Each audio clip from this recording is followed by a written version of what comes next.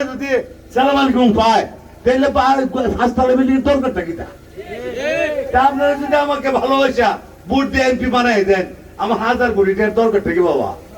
আর বিএনপির টাকার কোনো প্রয়োজন নাই। বিএনপি দেশকে একটা উন্নত রাষ্ট্রে পরিণত করার জন্য তারেক রহমানের নেতৃত্বে কাজ করে যাচ্ছে।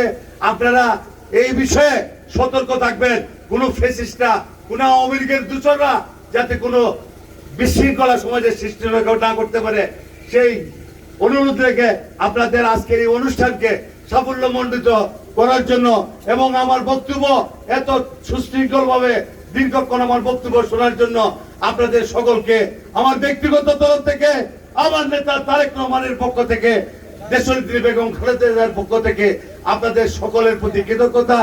আপনারা আমার জন্য দোয়া করবেন, আমি আপনাদের জন্য দোয়াও করব, কাজও করবো ইনশাআল্লাহ। আগামী দিনে নাসিরনগরকে একটা উন্নত মডেল উপজেলা হিসেবে গড়ে তোলার চেষ্টা করব।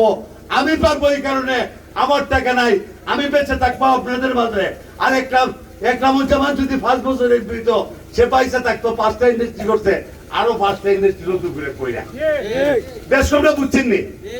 আমার কিছু নাই, আমার স্বপ্ন আপনাদের কিনা, আমার ইন্ডাস্ট্রি আপনারা, আপনাদেরকে নিয়ে এই নাসিরনগরকে সারা বাংলাদেশে একটা মডেল উপজেলা হিসেবে আমি উপস্থাপন করার চেষ্টা করব, সেই আশাবাদ ব্যক্ত করে আপনাদের সকলকে ধন্যবাদ দিয়ে আমি আমার বক্তব্য এখানে শেষ করছি। আল্লাহ হাফেজ।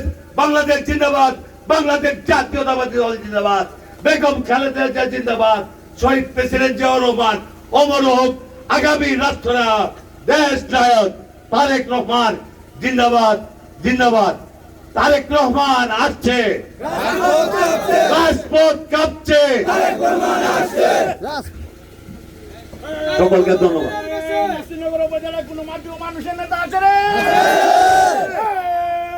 এই সভাপতি সাহেব সভা সমাপ্তি ঘোষণা করবেন।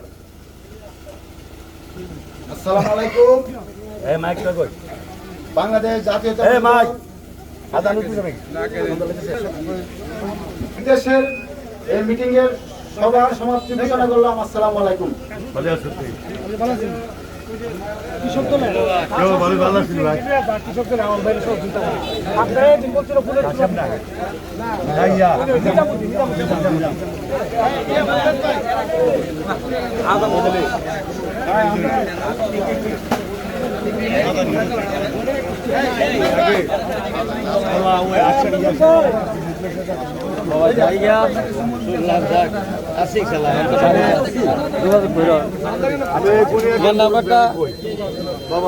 নাম্বারটা তুলো 017